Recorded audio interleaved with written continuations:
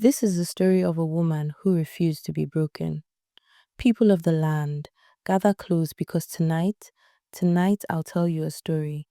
In the bustling city of Enugu, there lived a woman named Amanda Nwokedi, graceful, educated, and full of dreams. She believed that love was the anchor of peace and that marriage was a sacred bond where two souls breathed as one. But sometimes, love can be the quietest cage. When Amanda met Emeka, he was everything she thought she wanted: charming, confident, the kind of man whose words carried weight and warmth. He owned a growing construction company, spoke with assurance, and carried himself like a man who could make the world bend for his woman. They met at a wedding in Suka. Amanda wore a sunflower dress that day. Emeka couldn't take his eyes off her. By the end of the evening, he was by her side, telling her she was the peace he had prayed for. And just like that, their story began. Amanda was a rising bank officer. Emeka would pick her up from work sometimes with roses. He called her my queen, and she called him my crown. In 6 months, they were engaged. In 1 year, married. The wedding was beautiful, a blend of modern elegance and Igbo culture.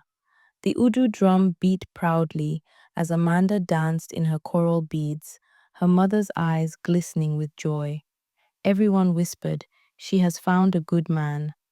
But sometimes the devil wears perfume and smiles. At first, the changes were small.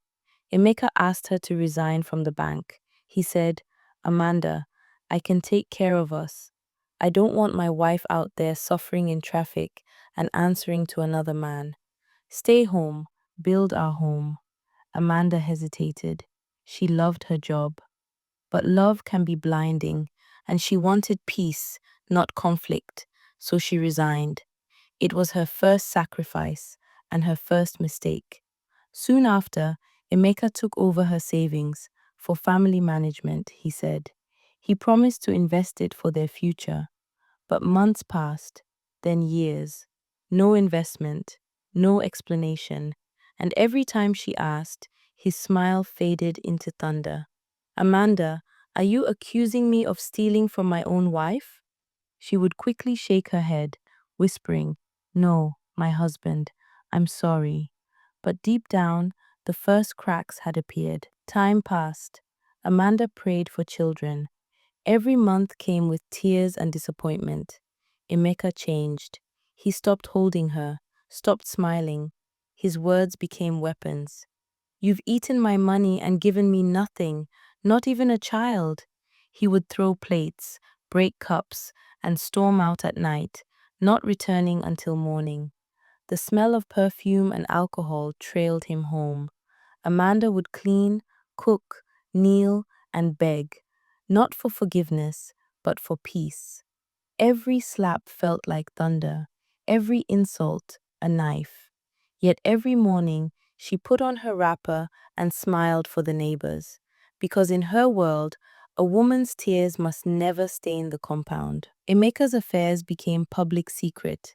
Sometimes he brought women home, bold, loud, and unashamed. Amanda's heart would shatter in silence as she watched her husband flirt in their living room.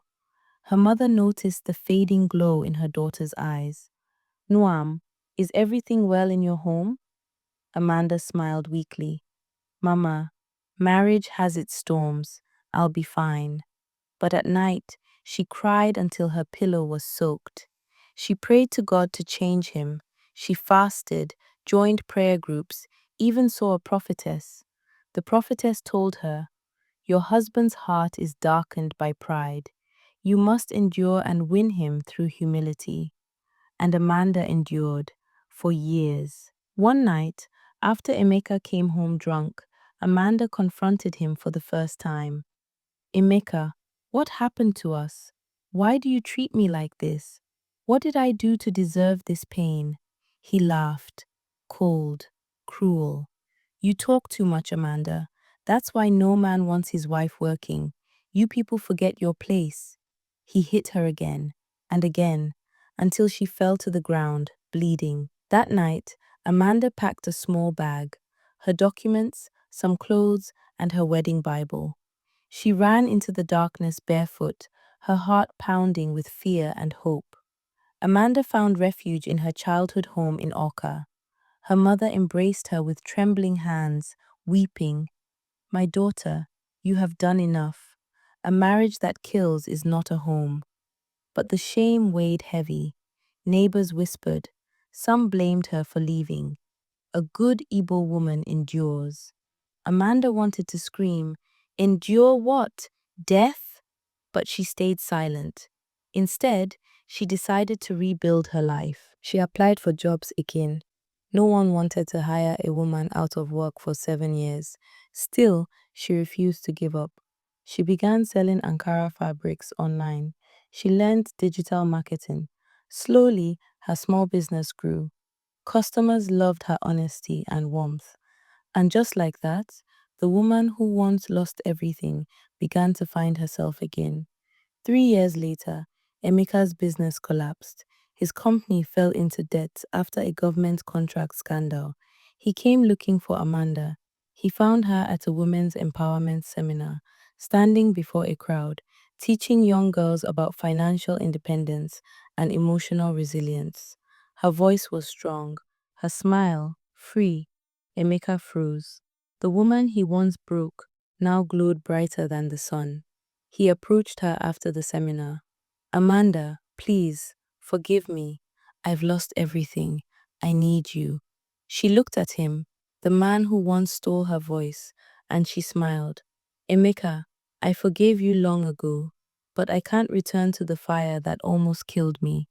After they spoke for a while, she reached into her purse and pulled out an envelope. She handed it to him. Inside was 100,000 naira, a gift.